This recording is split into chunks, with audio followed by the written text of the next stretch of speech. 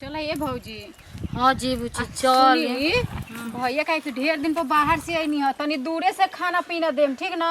ठीक बा बुची, चली चलिए देख आवल जी खाना।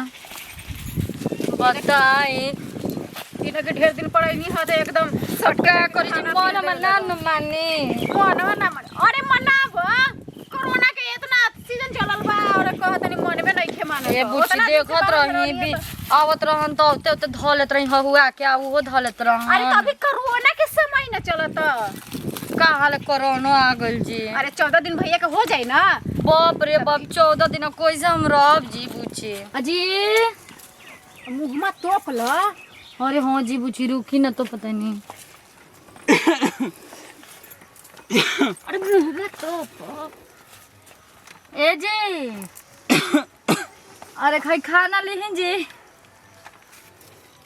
अरे कुछ खा ली, खाना पानी ले जाए कुछ पानी है भैया है पानी लेके आई हां। पानी दी है। अभी गांव में चिकन चलते बा तब का अभी गांव में चिकन बहुत चलता है। हमारा के बहरी रखियो सरी। अभी कुछ दिन और रहिए भैया। हां अभी तो रहे के पड़ी। ते मुंह बनले बाड़ू सन। हां तो कोरोना लग जी तब। ए बुचिया सुन तन ते बहरी चलता है। ठीक बात है चल भौजी, ध्यान देम जो बतैनी है। ठीक है बुच्ची रहो टेंशन मत ले। आई समोसा है। हां जी खा लेंगे पी लें पानी। तो मुंहवा खोल ना हम मुंह ना खोलबे दादा, हमरा के लग जी तब होता ना दूर बाड़ू सटेला। हां आई ना हमरो में सोटा तानी भइल बनी तेज। भला अपना मर्द से के हाथ में दूर रहेला ना जादी बोले कुछ होखे हमार जीवन रही तो बहुत कुछ रही, हम ना सटब। हम तो जीवन नहीं खी ना तो आगे हमार जीवन बार हुआ हई तर वो डुप्लीकेट जीवन है, हमारा असली जीवन हमार जिंदगी ना बा। तनी सट अब बाकी जी ठीक बा। ओ दिन फोन कोनी तो आइलू तो कहतारू कि दूसर बात भाई आइल बा एहू बार तारू है हलबा तार 5 दिन 8 दिन 15 दिन रहल तहार। हाँ जी हमार जादी कोई दिन रहो लेकिन हम अभी सटम ना, का करब मनाए के तो पड़बे करे।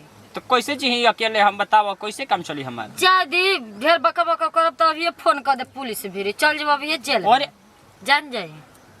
तू हमरो के जेल भेजा परम पर गुलू। हां तरवा बाबा जी का हमरा कोरोना धली त का करबे दादा। तार पति देहन तनी तनी आवा ना जी का कर मन तो हमरो करता लेकिन ना हम ना मन के कसम मन ना मन करता नु। हां तो लेकिन मन के कसम मन ना नहीं खे मानत नहीं आवा ना ना ना दूर रही दादा ई का करता नी जी हमरा के धली करू न त आई होता तरवा खोखता नी खोखा तनी। अब गांव के बहरी इनार के कुआं के पानी पी के गुजर करते तो खोखी ना। आ तो पानी लिया देले बनी पी ली भले कुछ करी ना ये दादा ऐसे न कही। आई समोसा से आई हमारा खाना पानी से तारा पेट नहीं भरत। अब हमार मन जन तरीका कहता कि तनी ये खाली तनी हौ मिलित नु सच्चा मत था ना चुप रहानी कैसन बनी जी हम ना ये सब करबे दादा। तो ये ले बढ़िया बाकी हम तब थाना में ना रहती। हां तो जाई बल्कि थाना में तो तब जो भागे चले आज के बाद हमारा खाना पानी लेके मत जो हम अपनी व्यवस्था कर ले। अच्छा ठीक बा हम जाता नहीं। तो एगो बात लिख ले का ए अपन देखिए हम अपन हम अब दूसर लेकर रहब जब ते का अपन दूसर लेके रहब हमरा कोरोना धली तब काहे के दूसर लेके रहब। कोरोना धरता कहतनी सर्दी खांसी भइल बा तो। हां भइल बा सर्दी खांसी। कोरोना धइल बा ना नखे धइले। अरे जादी धनी आ जा अना जीवनी रही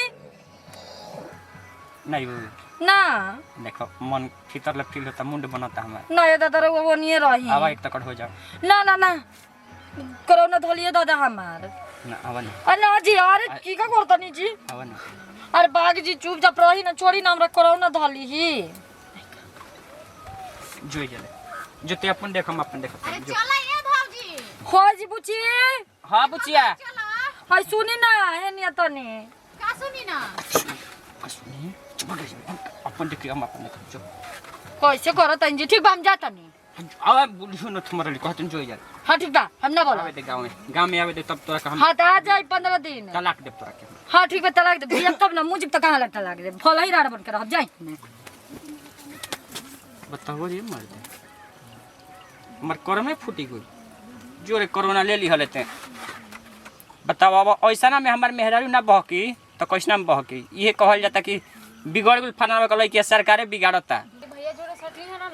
अरे ना ये पूछू तो थोड़ते रहन हो हुआ के जी। तो हमरा तोरो से डर लगता है ये भौजी। अब हम मुंह तो पले रही केतन कहत रहन तो मुंह तो पले रही लेकिन एगो बात कही बुची का बड़ा भैया के देखल है ना तो बड़ी हमरा बुझाइल ऊपरे के मन से कहत रही कि दूर रही मन के हम धली हैं तो का करब भौजी ऐसा करो ना करो नहीं चल देले बाजी बूची के मर्द मेरा रू के एक खटिया के मर्द मेरा रू के 2 खटिया कर देता सही कहत बताई अरे मौसी का जी कहाँ जाता रे? अरे रे भैया आइल बानी गइरिन जा खाना पानी पहुंचावे अच्छा अच्छा मड़ैया पर हाँ हाँ तो रोज हम हो जाई ना तो भेंट होखबे करेला।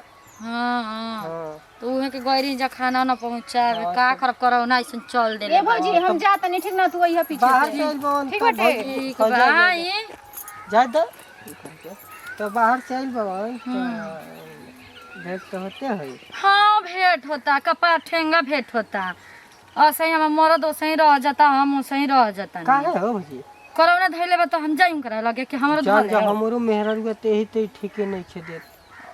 आई हो दादा तो ठीक है ना करताड़ी तो सुनो ना भौजी हाँ बोली तोहरो मर्दा ठेके नहीं छे देत तू ठेकत नहीं खू हमरो मेहररुआ नहीं खे ठोकत हमनी के दोनों आदमी अब समझ जा।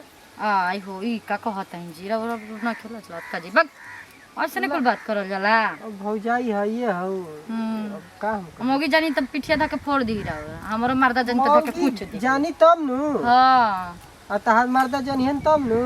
हाँ तो सोचा तनी चुपे चोरी कुल काम हो जाई हाँ आखिर मान के चलो कोरोना में जब तू मर्द भिड़ी जाते नहीं खू हम मेहरारू भी जाते नहीं खू हाँ तो का करी अच्छा तब भौजी का कहते चले के का कहता नहीं तब चली पैसे करे छाव धरेलू है तेरी बुझाला तो चल आव चली जल्दी देरी काहे कोई हिंदी कॉलेज जाओ के हुआ नहीं खे ना